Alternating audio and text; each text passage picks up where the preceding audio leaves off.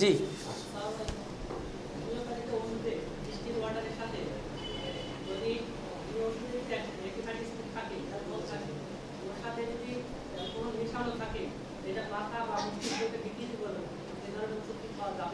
অ্যালকোহলওয়ালা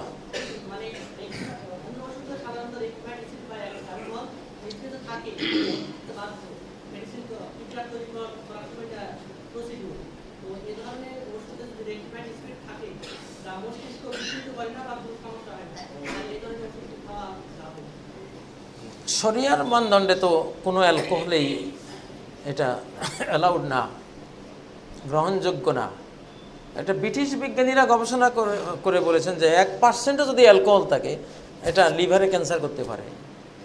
মা আসকারা কালিলহু পাকাসিরু হারামুন, যেটা নেশাদ্রব্য কম হোক আর বেশি হোক এটা অবৈধ, হারাম, এটা সহিহ হাদিস। এখন অ্যালোপ্যাথিক ওষুধের মধ্যে তো অ্যালকোহল মেশায়, অনেক ওষুধের মধ্যে অ্যালকোহল মেশায়। তো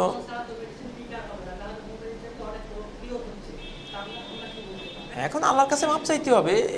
এখন ঠেকায় পড়ে বাধ্য হয়ে যদি আমরা খাই, সেটা তো রোগ নিরাময়ের জন্য খাবো, সেখানে যেহেতু ওষুধের পরিমাণ আছে সেজন্য রোগ ভালো হবে, আবার অ্যালকোহলের কারণে কিছু ক্ষতি হবে।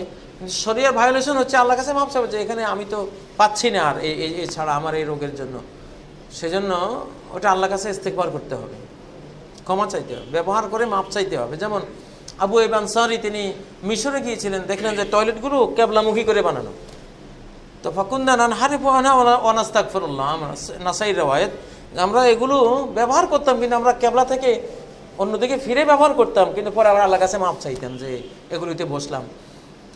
তো অর্থাৎ মুসলিম যদি কোনো পাপের পরিবেশে পড়ে যায়, বাধ্য হয়ে কিছু করতে হয়, তখন সেটা নিরুপায় হওয়ার কারণে করবে, কিন্তু আল্লাহর কাছে মাপ চাইবে, ক্ষমা চাইবে যে এটা সুযোগ পাইলে আমি আর এটা ব্যবহার করবো না, এমনটা।